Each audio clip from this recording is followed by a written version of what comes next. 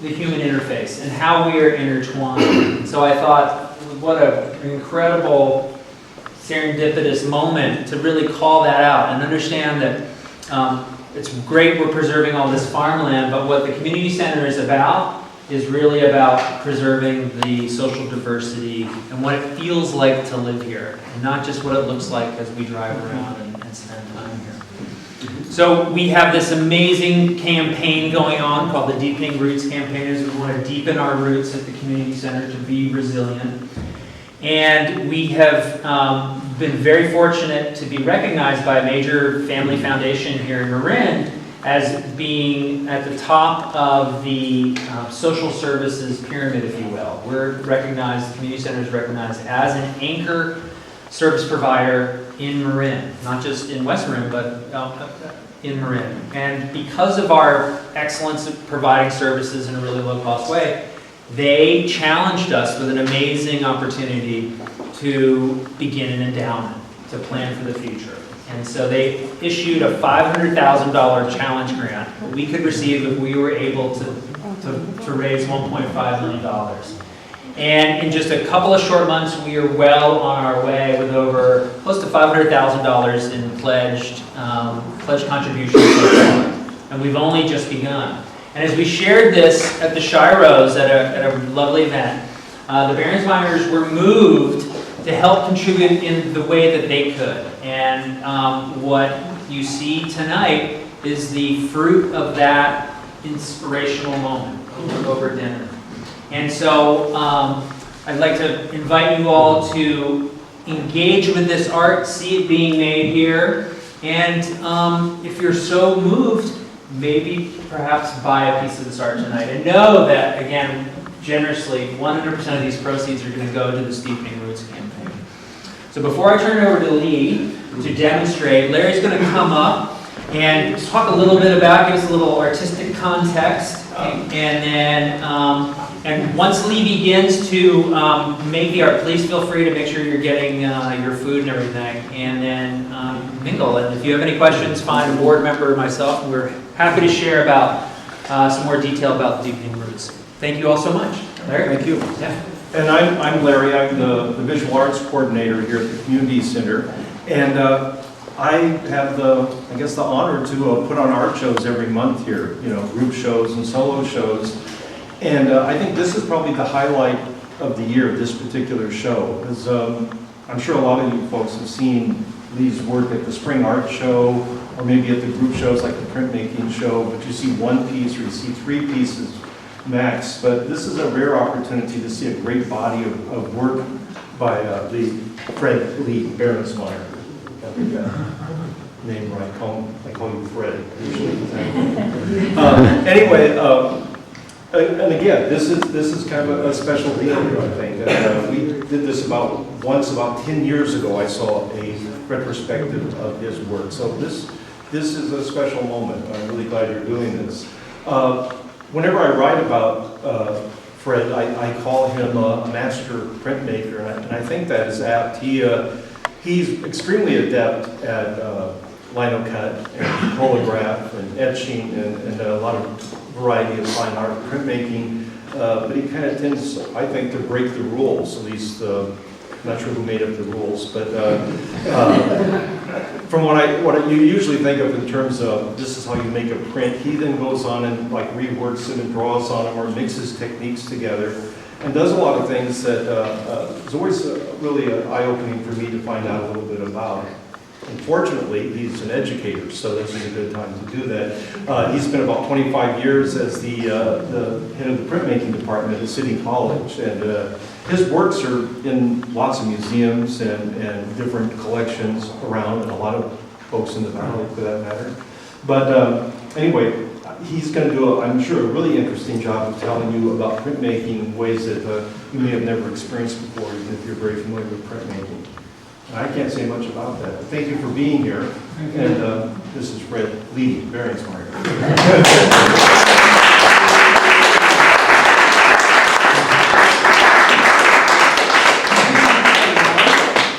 Gene, who supports me like crazy. And I wanted to say something about my work before I go into some of the details. When you look around the room, you'll see that many prints are printed on something that looks like this. And what I wanted to say, before Lee gets into the how he does it, is why he does it. And I'll be really brief. We had a lot of conversations in front of the fireplace at home. And Lee had done a lot with what reads BFK, a very expensive French paper that takes a high embossing. And he went through a whole period of embossing. So you get a sidelight on it, and before the print just pops out to you. But then with our work, we did a lot of work with Native Americans that visited our home and resided in our gallery and in the studio from time to time. And he got so involved with what we were dealing with Native Americans, he took 2 sabbaticals in the Southwest, exploring the cliffs, mountains, and petroglyphs, pictographs. And he came home and he looked at the Reeves BFK, and he told me, he said, I want the paper to be more like the cliffs. Use that as the base. And I got to figure that out. He spent weeks figuring it out. The idea was very simple. He's going to show it to you. But when you walk around the room and you see the background of that Reeves BFK, you'll know that those represent the cliffs that he saw those petroglyphs on. And those are very important. They're thousands of years old. And the connection of the images to the spirit of Native Americans is profound. And we have some of that in the valley without having the cliffs and the petroglyphs. So we have a tight community. And oh, I've got to stop. Oh. You see this around you, you'll know these are the cliffs. The paper's not just paper now. These are the cliffs that has the petroglyph images. Ta-da!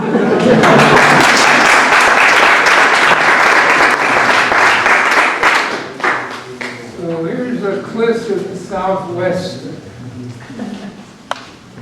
And how did I arrive at that? After trying to figure it out for a while, it was very simple. I simply take some Reeves BFK printmaking paper, which is 100% rag, very tough stuff. And I soak it for an hour. Take it out, damp dry it, and then I just crinkle it all up into a bowl. And I set that in the sun, let it dry for an hour, and then I take it apart. And what I have is this kind of a contour thing. Just like this. Then I just go down to my local hardware store and get some fast-drying spray paint. And I mount this on a board with tacks so I can lift it up easily and hold it at an angle. And I take this paint and I simply go up and down. And what it's doing is hitting the high spots and the faces of the paper that's facing me. And that's where you get the concentration of paint, the darkest color. And as it bounces around in there and goes around the corners, it gets less and less. The back sides stay white. So that looks pretty good just by itself. However, there's still some white paper showing. And this being an acrylic, it becomes waterproof when it's dry. So then I take this painted one, re-soak it in paper for an hour, in water for an hour, take an iron, and flatten it out. Then I take some golden watercolor with a brush, and I brush it into the background. Gives me that wonderful gold. And then I have a piece of prepared printmaking paper that I like to use in the background behind my prints. Alrighty.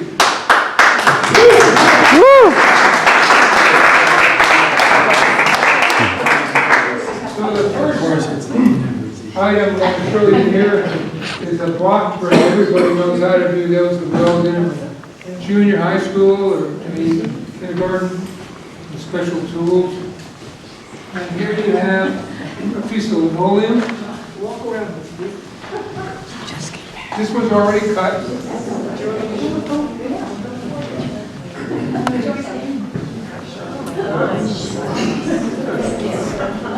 Whatever you cut out is not going to print because you're going to print from the surface of the plate. And how did that design get on there? You make a drawing and you turn it into a line drawing.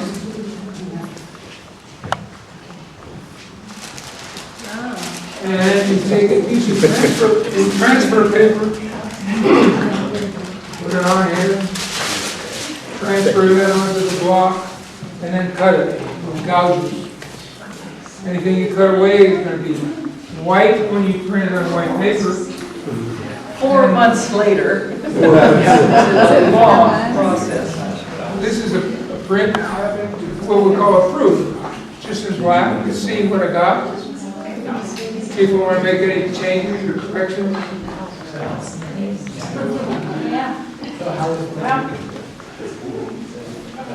Then I take my cliff color and I make a print in black.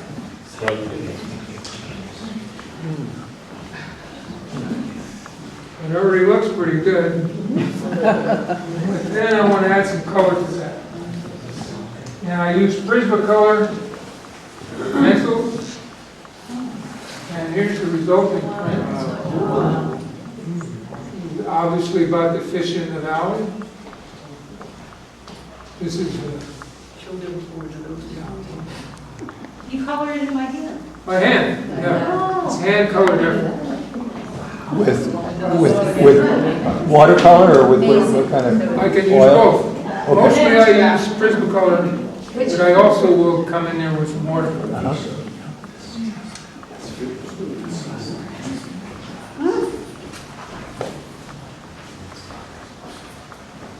Larry got this picture. Did you see that, IJ?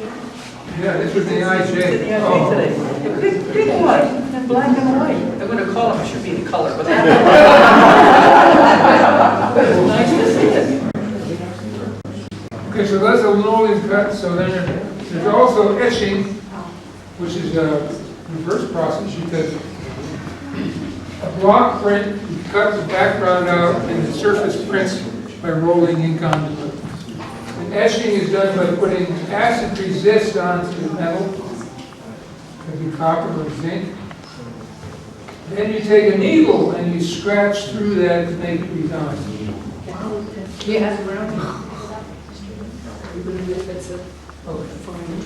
Heavy.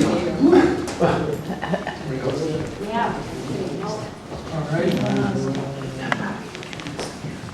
And you see a very, very delicate fine lines.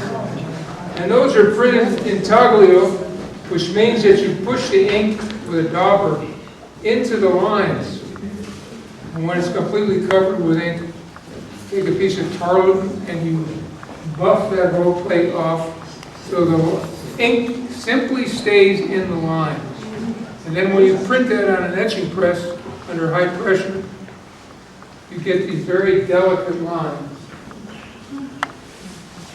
So this is a proof of that particular plate.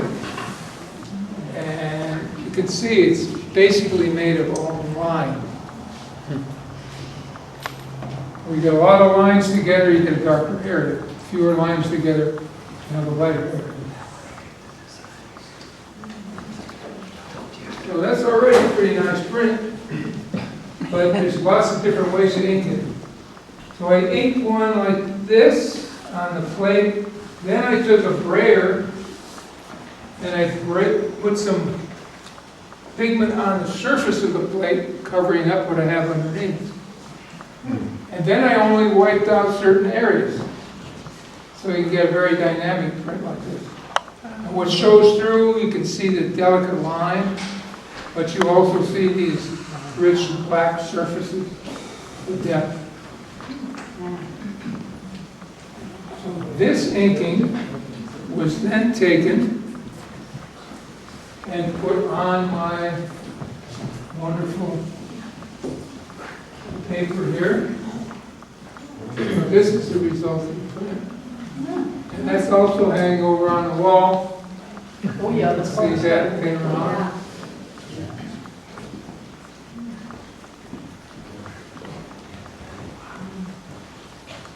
And the color in there, the blues are again hand colored. I love to go back in and hand color. Take certain areas and accentuate them. So the last block I wanted to show you is what they call a colograph plate. Cardboard background, 2 pieces of linoleum cut into the shapes of birds. And I love this string texture. This heavyweight string, or you could even call it lightweight rope. So I glued that on there. Nice. So now, if I ink this plate, I'd have a big mess on my hands because the rope would absorb the ink, and to try to clean that would be disaster. So I can't ink it. So what am I going to do? I figured it out. I took that and soaked my paper for an hour. But this was just a plain piece of paper, regular DFK again. Put it on top of that, run it through the etching press, very high pressure, big felts on the between the paper and the roller, and it just embosses it into the paper. Take that off, and all of this is on here. But you can't see it. What you see is just the embossing. But for those of you close by, you'll take the flashlight, I You think. want to come by later on and take the flashlight, and you can run it over here. You can see every little detail, especially in the rope and these wings.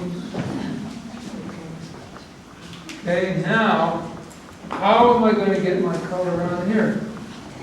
I already figured that one out when I learned how to make that background picture. Spray paint. So I mount this with some tacks on a board, cardboard, take my spray paint and I paint it up and down, low angle. And amazingly, it catches the high spots and leaves the low spots. And you get a print like this. Pretty amazing.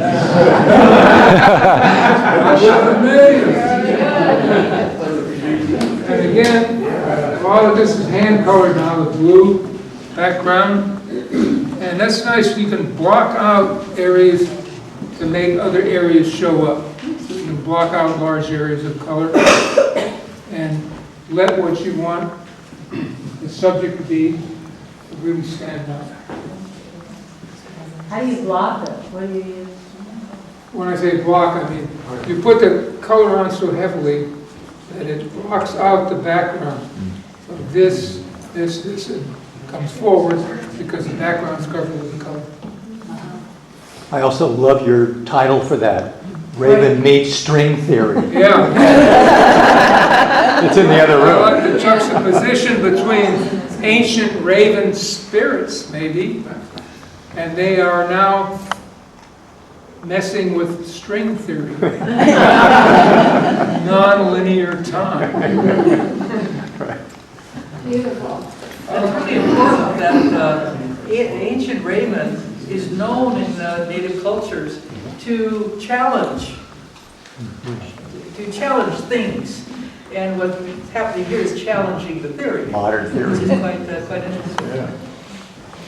Are you there? Okay, fingerprints. Nice. Yeah.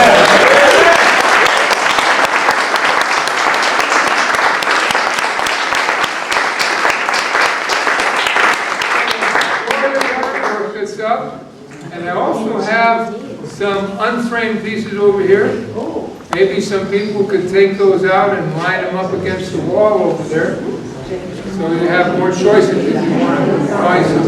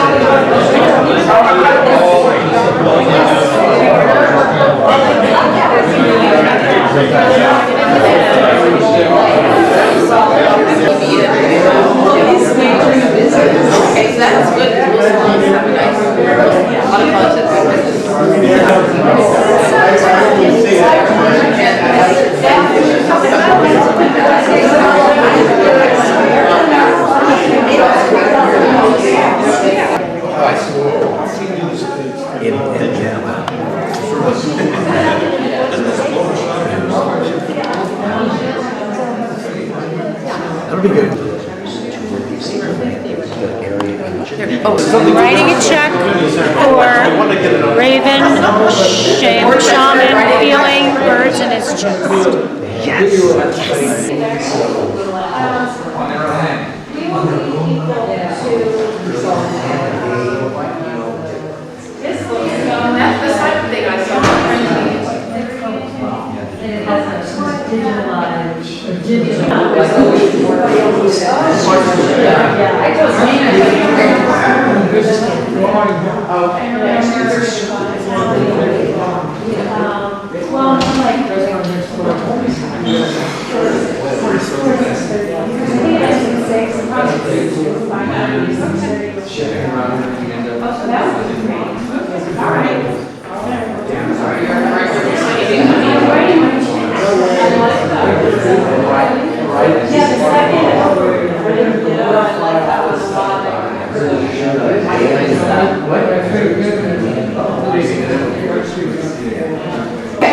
Let's go take care of food.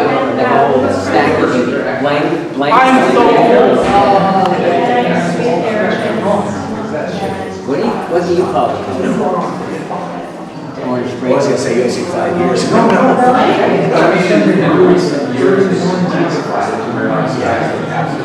It's like it looks cold.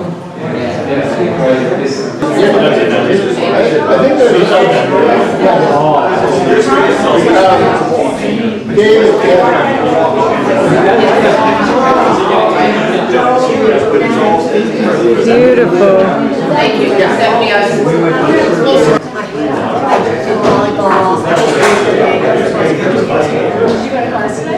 Yes, my baby got outside. You know, I'm leaving in a second. Hi there. Oh, I know.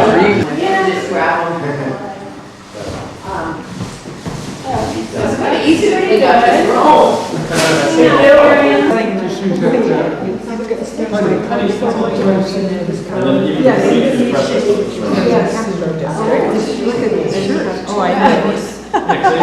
at that gorgeous shirt with the ribbons on it. Very, you did, well, you're a teacher. You just stop. Just stop. Piece of cake. She's great. Yeah, that was Is that the ball? What are you doing? Showing people. That's got a zoom on it? Yeah. Yeah, it's got a pretty good one. It's my favorite on the end.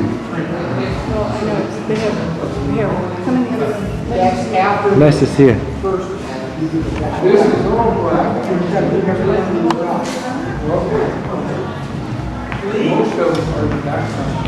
It's nice.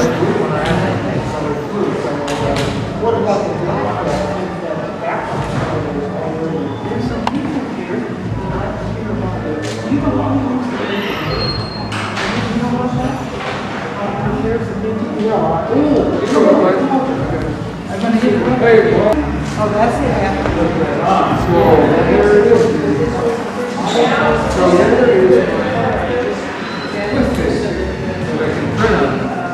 How did you get all those shades? How did you get all those shades? Fred, your dad? I got some fabulous pictures of him in front of his newest piece. Oh, you do? Which you'll get to see on your family. And of Gene in front of... I think he took his...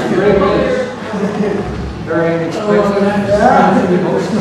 Lisa,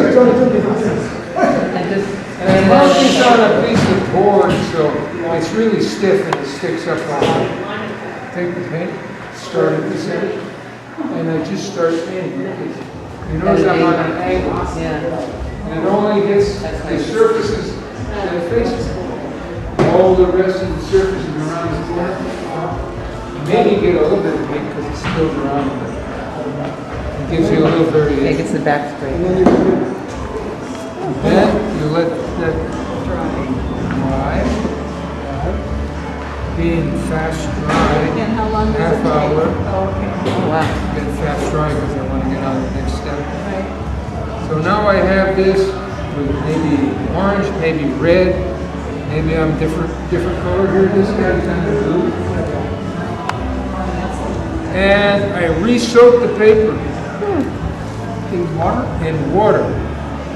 And it comes out of the water, and I take it to my ironing board, to the steam iron, and I iron that paper till it's completely flat, like this. Oh, Now, this is still got some white paper on it, right? yeah. Because I just painted it with this. So then I go to my watercolor set, get out my nicest golden yellow that I can find, nice big thick white brush, and I just paint it on. I'm not painting areas, I'm just putting it on. So it's like an organic kind of thing.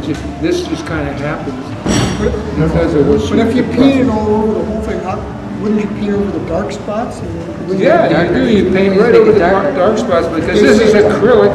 It resists the water color, and it all pulls back and goes into the white space. See, I didn't do that. It does it for you. All you have to do is start it off. I see. And what he describes sounds so simple. It took him months of Just figure it out. experimenting to figure it out to the point where it is simple. And he works with it. And then you end up with these cliffs. And you look around and you can see his prints and his images are over the cliffs. It's not white paper. They're cliffs.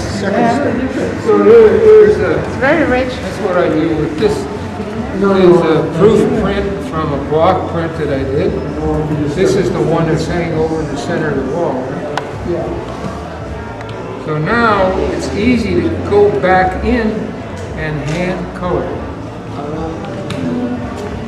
So I can hand color with watercolor or Prismacolor pencil or whatever. They're everywhere. I know. So where's your lot of prints? There's my block.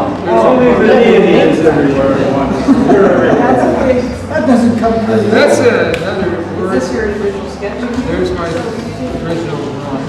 Wow. Want me to show you that? Okay, let me go around. Maybe I'll do it from the back. Well, I'm not off this week.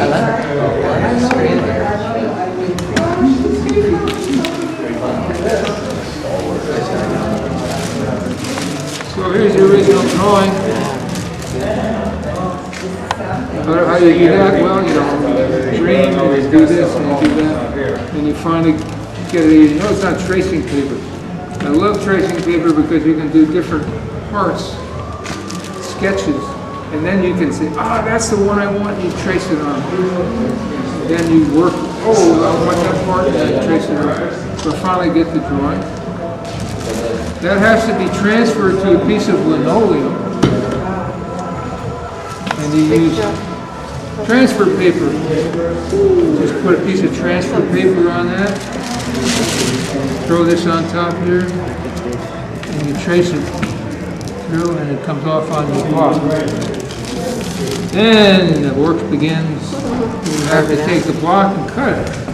So you use gouges and you gouge out the background. Any area that you leave solid is going to print black because you roll it up with ink. If you cut lines into it like that, if you don't cut them real deep, you get this kind of a texture. So depending on what you want, after you make a few, you kind of know what you're doing. And that's kind of a meditative thing when you start to cut these. You just kind of zone out. How long does it take you to cut something like this? About a month. You can't be in a rush. On this part you can't be in a rush. The other stuff you can. I know the answer. It can be anywhere from 2 to 4 months, depending like this. A lot of detail in here, and he'll recheck it, and then he'll print and make a little change as he goes along. So a lot of you can't, when an artist does this kind of work, if you think, well, gee, how many hours? What would that be? Figure maybe $2 an hour. What they're doing, because it's a labor of love. It's a whole different thing. But the short answer is a long time. I have another secret though.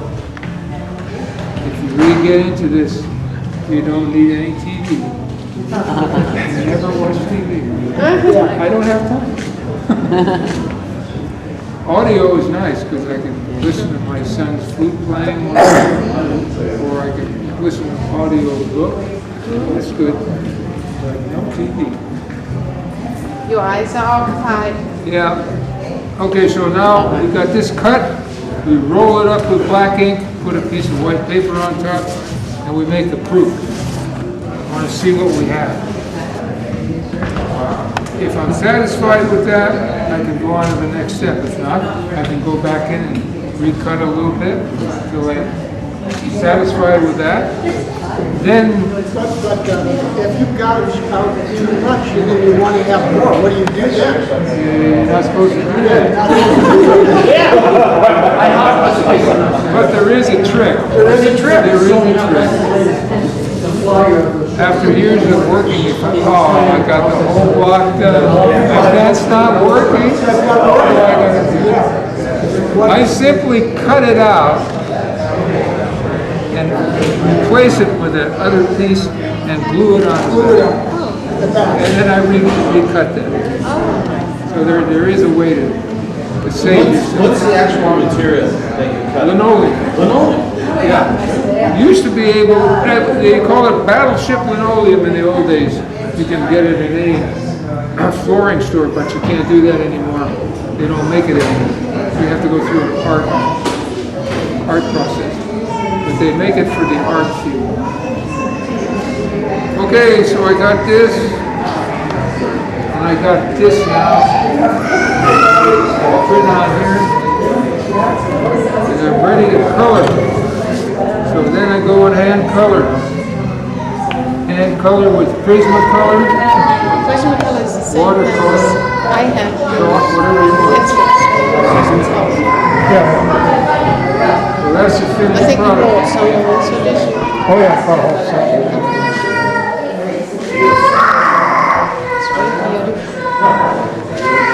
and down here we have another kind of print.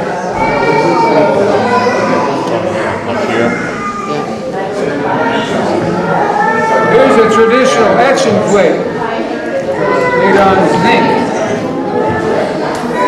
Traditional material was copper, but it got so expensive people went over to zinc. This is made by taking an acid-resistant coating, covering your plate.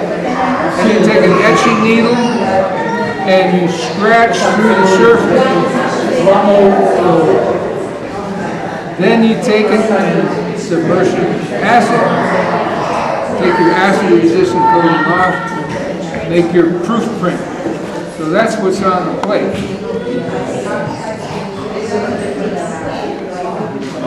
Very detailed. All your darks are made by layers of line. The fewer lines you have, the lighter the area. However, I wanted something a little more dynamic. I wanted to print similar to this. So I inked the plate, so it would print this way, but then I covered this whole thing up with a roller, with a brayer, and made the whole thing black. Then you go back into the plate, and you simply wipe out the areas with a piece of tarlatan that you want exposed to that black background. So you get this print. Then I take an inking like this and I put it onto my paper. I get the finished product. That's hand-colored after the blue in there. You had to add all the blue. Yeah, I had all that.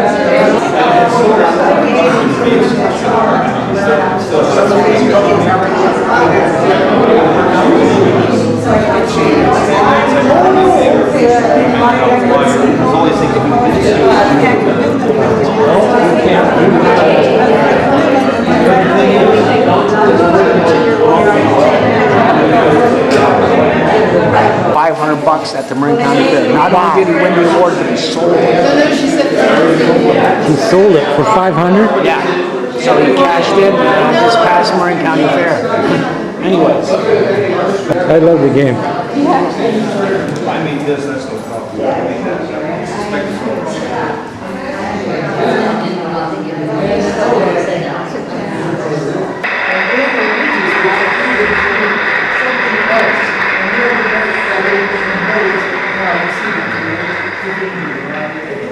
Yeah, it's so much symbolism. I love this drawing. I think it's one of my favorites. Prismacolor pencil. Prismacolor pencil.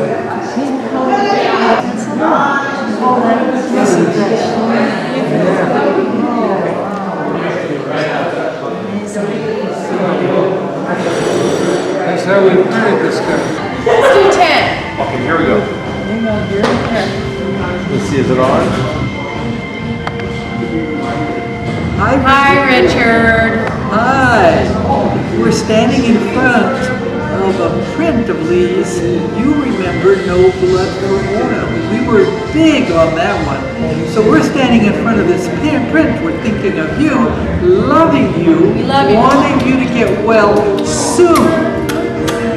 We love you, Richard. Get better. Thanks. Set up in the corner, we're like walking that. And I moved it, it's a nice little thing. And I just put it over there. And Paul put a nice print in front.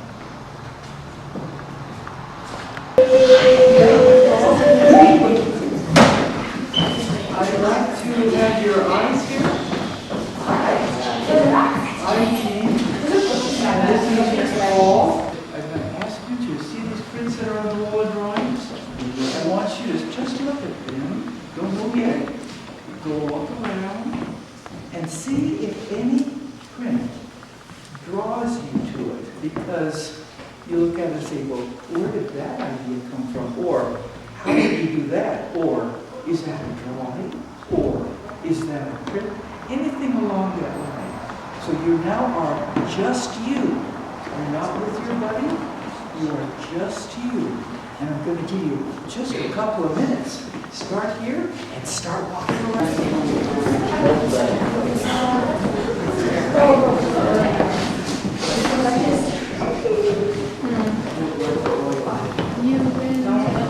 No talking. You're on your own. Quiet. You're looking.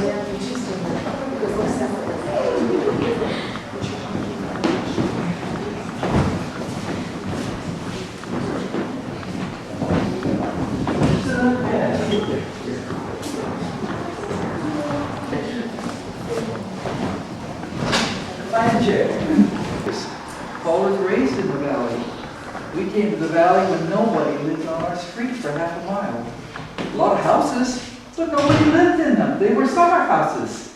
Paul never saw other children until he was about 4, almost 5, and I took him to a co-op in San Anselmo so he could play with other children. What did he do all that time?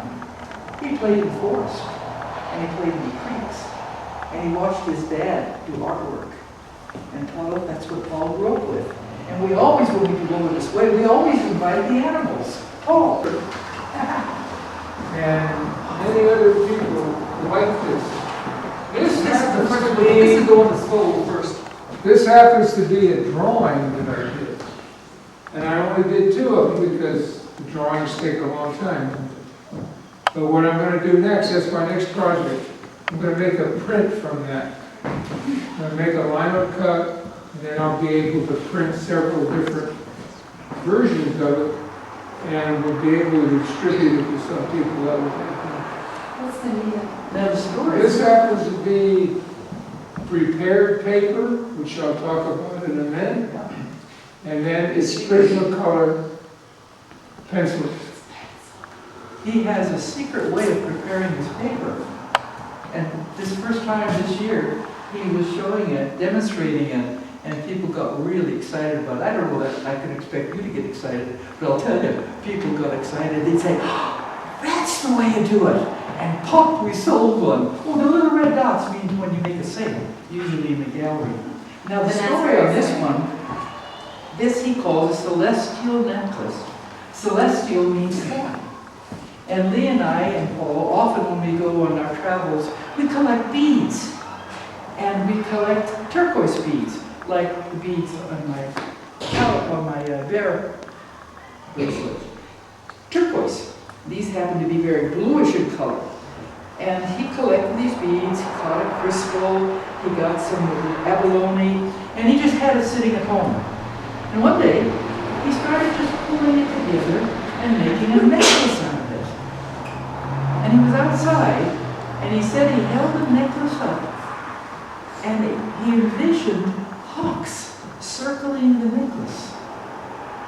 And when he saw the hawks circling the necklace, he imagined them flying, the necklace flying with the hawks in the sky, with the valley below.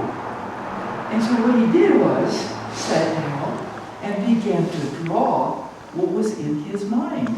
And this is what came out. One of his first drawings is my favorite. We made 2.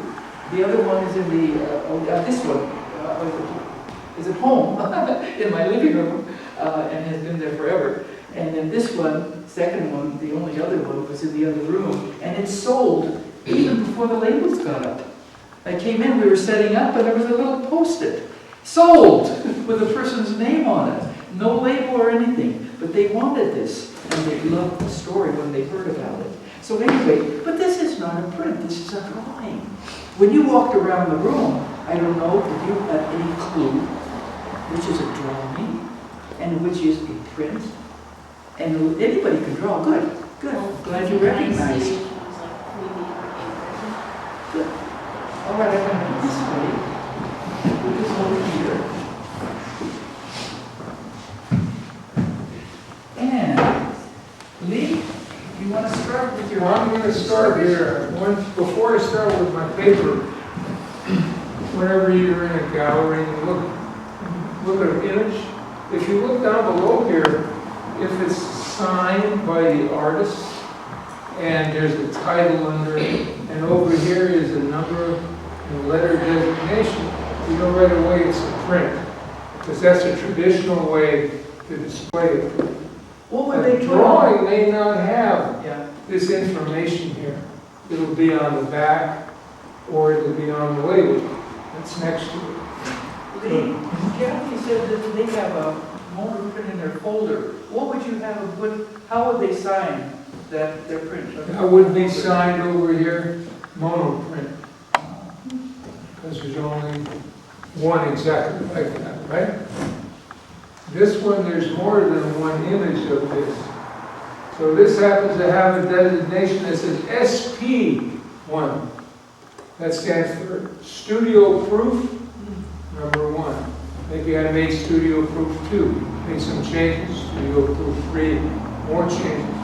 And then when I get to the print that I really think is the one I want to print as an addition, maybe 10, 25, or 100, then it says, first of all, it'll say AP, Artist Proof 1, Artist Proof 2.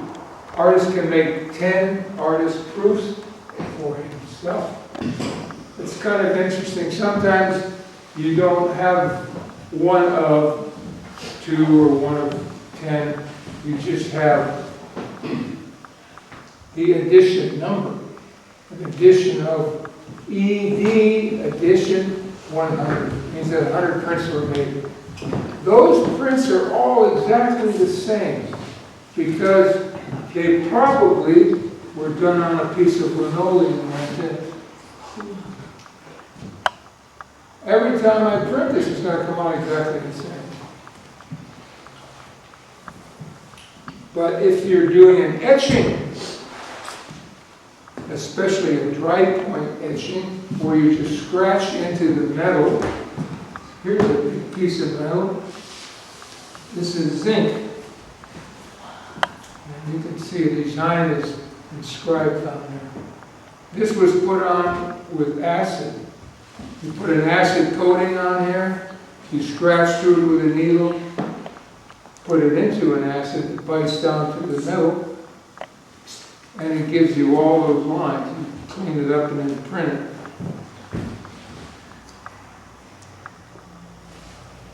So in that case, you have all kinds of lines that make up the print.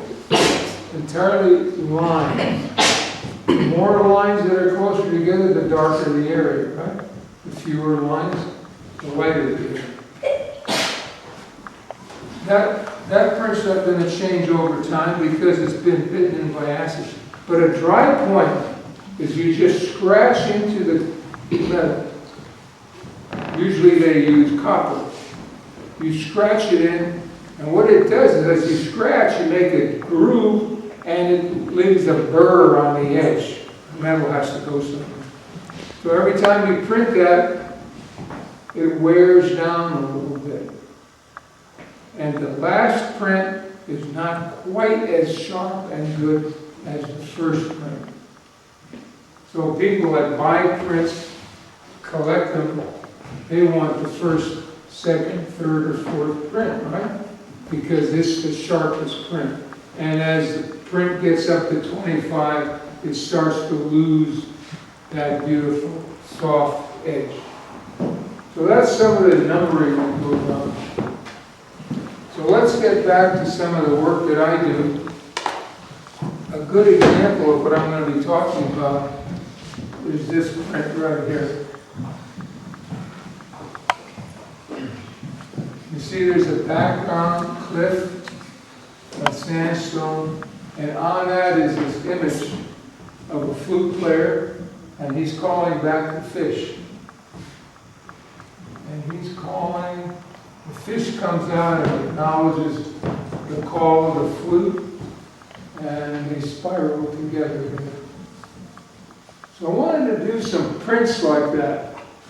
And as you look around, you'll see a lot of this color all over this wonderful sandstone color.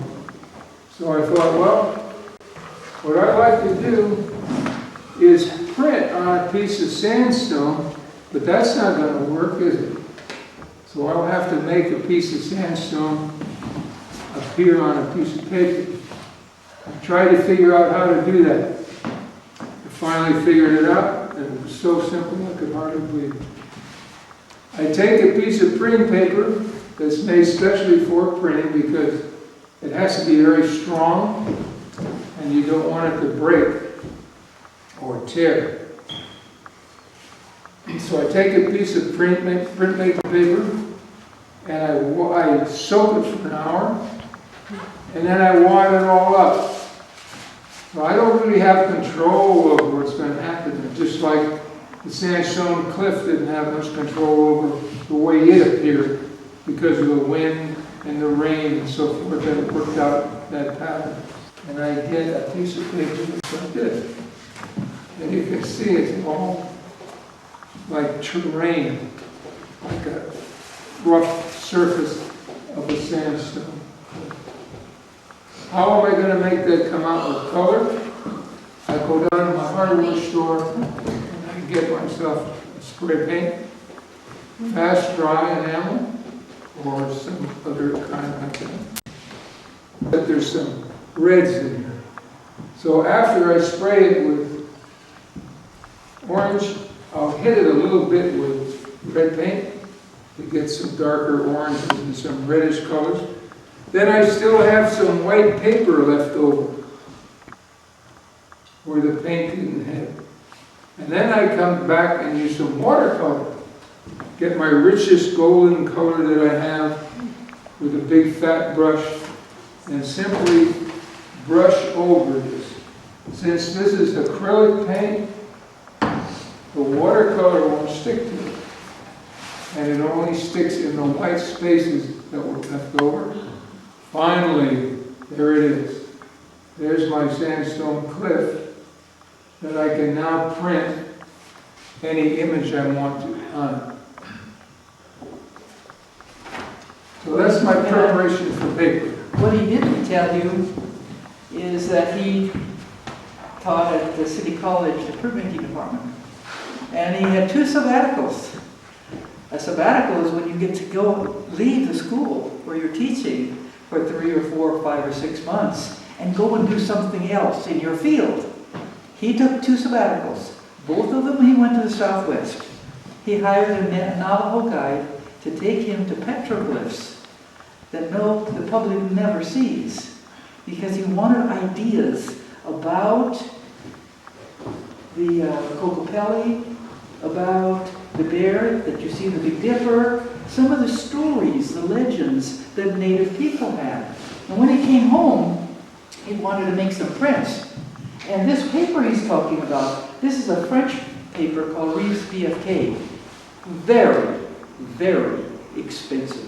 Very expensive. But he said, he told Paul and me, I don't want to make prints on white paper.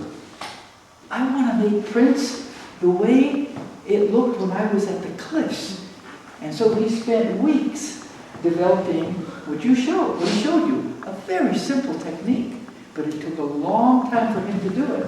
When you look at this painting, now you can tell what angle he first went on. The dark areas. That's the first angle he went on, that angle. You now know that. When you look at any print around here that has that background. And of course the watercolor was the white. He didn't want any white. He wanted to make a cliff.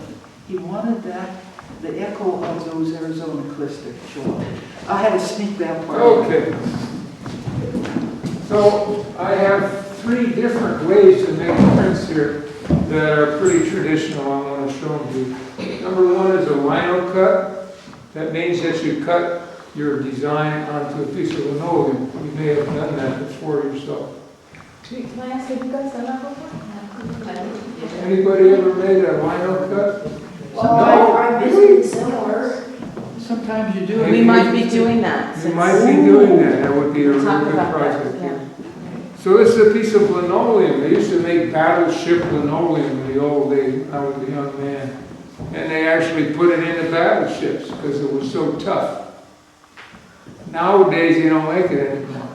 But you can still buy linoleum that's specially made if you want to make an art project.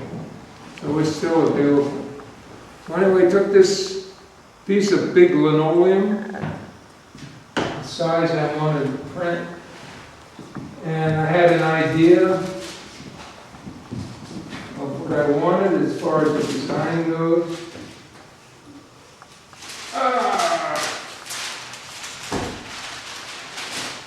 So I made it drawing. This is the final drawing that would transfer onto the linoleum. Transferred with what they call transfer paper. It's like carbon paper. Maybe you don't know what carbon paper is. But you put your transfer paper on top of your linoleum, put your drawing on top. You trace over the lines and they come up on the linoleum. Then you simply take a gouge, which are also made special for cutting linoleum, and you cut it up. Okay? So now it's cut out. I'm going to make a proof print with a black ink. So I'm going to print on white paper because I want to see exactly what I have there. So I roll this up with black ink and I make my first print. There's my proof print.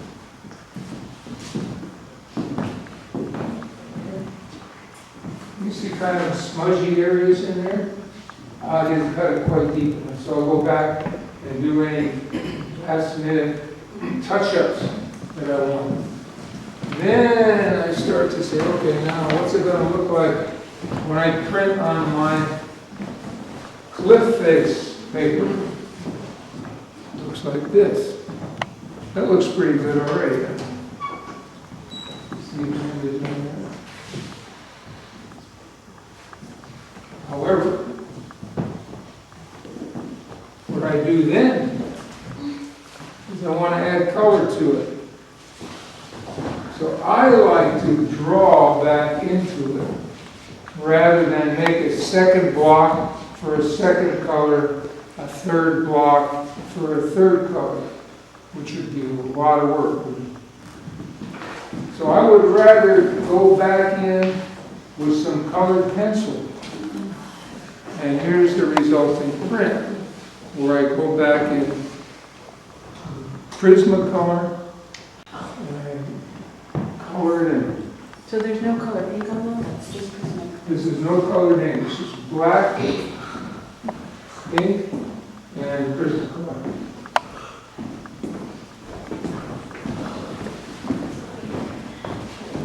Okay, another way to make a print is on, I'm going to talk about this a little before, an etching. Scratch in, put it in acid. Here's the result.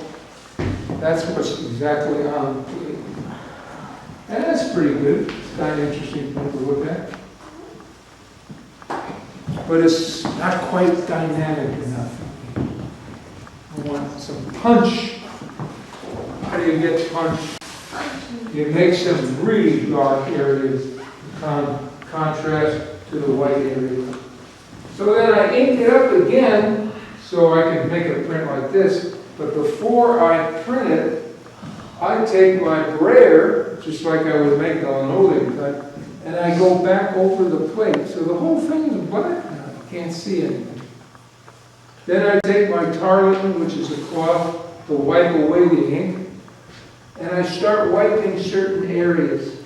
And what happens is I clear the black surface and get down to the print. So it's like I'm punching holes, and I get this kind of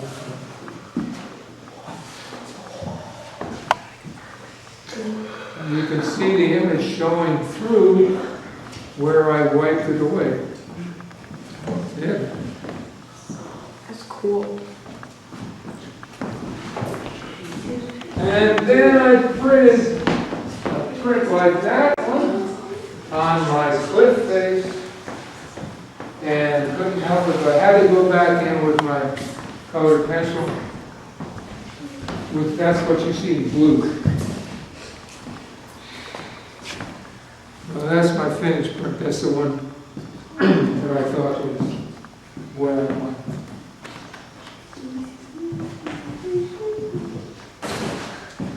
Another way to make a print is to make a colograph. Colograph comes from the word collage, which means that you can paste stuff onto a surface, right? And make an image with paste up. So here I use linoleum, cut it to shape for these birds. And I also like this big heavy string, which has this beautiful woven pattern in it. You see that? And I wanted that pattern to print. You'll see ravens in a lot of these work. He'd hike up to the ridge, and the thermals on the other side, when the birds are at the top, they play in the top of those thermals, and they'll turn upside down. They make circles. They do really exciting things if you watch them. These are ravens, and you'll see ravens a lot in his work. Yeah, that's my favorite bird.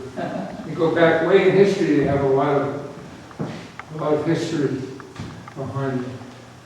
Now, if I printed this and I inked it up like that, this string would pick up the ink, wouldn't it? Make a mess. This would all get inky and I couldn't clean it off afterwards so I could reuse the plate. So here is another technique in printmaking. You take the plate, you take your excellent paper, soak it at least an hour, and you simply put the paper on top of the plate with no ink. This kind is called a blind emboss. Emboss because this plate is going to register on the paper with every little detail that's on the plate. And how do you get the pressure? You have to have a press for this kind of work, and also for these. It's a big etching press, a big steel roller on top, a steel plate underneath, and you roll it through super high pressure. Okay, then this comes off, and you pull it off, and sure enough, there's the design on that. But you can't really see it, can't? It's white on white. But that whole image is on here. If you want to come up later and see how much detail there is, you could use this flashlight, and at an angle, just run it over here, and you can see by golly, every little line shows up. Okay, how am I going to get the color on? I'm going to have a few more minutes. Another 2 minutes or 3? Yeah, sure. You okay? You've got about 2 or 3 minutes. 2 or 3 minutes, okay.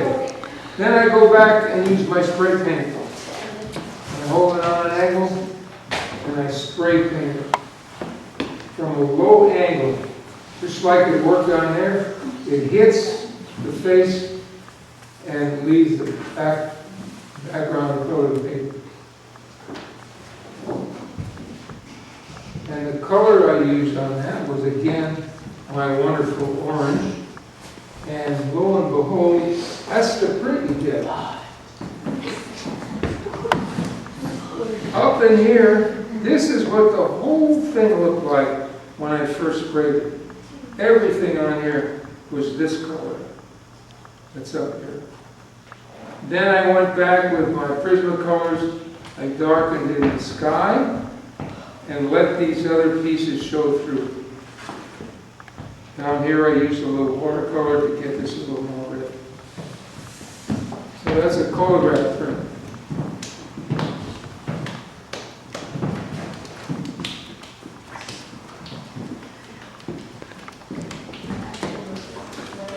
Yeah, the colograph is always a surprise.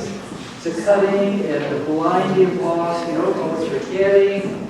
That's what's so nice about printmaking, is that you're never quite sure how it's going to come out because of the material that you're using. You cut and then you print. Oh, look at that. It's always a surprise, a good surprise. Well, now, Kathy, maybe if, you're going to be doing some other printmaking. Yes, I've seen it, is we actually, in the art room, there's a very small, press with felt. You are using a press. Well, no, I haven't used it yet, but it's very small, and I was told I can use it, but it's about this big, and I don't know if something like that would be strong enough to do something like that, but if it would, I think it would be a fascinating exercise to try to do a small project with that. Might be. So we might try that. Yeah. So, this has been an absolutely fascinating class. Is there anything we want to say? Thank you.